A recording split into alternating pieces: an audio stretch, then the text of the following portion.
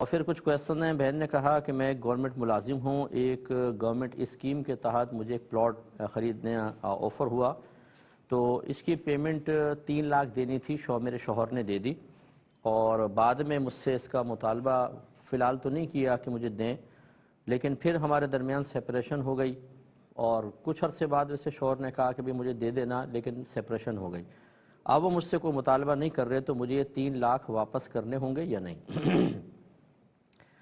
دیکھیں, 2 مسئلے ہیں یہاں پر. پہلی بات تو یہ کہ ایجاب و قبول کے بعد اگر شوہر بیوی کو اور بیوی شوہر کو کوئی گفٹ دیتا ہے تو پھر وہ سپریشن کے باوجود بھی وہ واپس نہیں لے سکتے ہیں. لیکن اگر شادی ہونے کے بعد آپس میں کوئی چیز بطور ادھار, بطور قرض اگر دیتے ہیں تو فریق ثانی کو واپس کرنا لازم ہے, چاہے شادی قائم رہے یا ختم ہو جائے.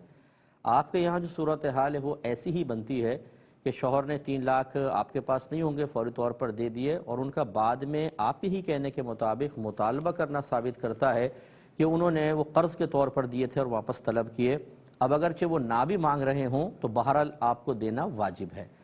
واجب کا مطلب لازم ضروری ہے, لیکن کیا آپ تاخیر کریں گی تو گناہگار ہوں گی؟ یہ بھی ایک بات یاد رکھیں. اگر آپ نے کسی کو ادھار دیا ہے اور کوئی مدت وغیرہ مقرر نہیں اور سامنے والا مطالبہ نہیں کر رہا, تو اگر آپ کے پاس پیسے ہیں تو بہت بہتر ہے کہ فوراً سے پیشتر دیں تاکہ قرض کا وبال سر سے اترے. لیکن اگر سامنے سے مطالبہ نہ ہو اور آپ کچھ تاخیر کر دیں تو آپ بالکل گناہگار نہیں ہوں گے. ہاں, اگر مطالبہ سامنے سے ہو اور آپ دینے پہ قدرت رکھتے ہیں, تو ہمارے اکثر لوگوں کی عادت ہوتی ہے ٹال مٹول کرتے رہتے ہیں.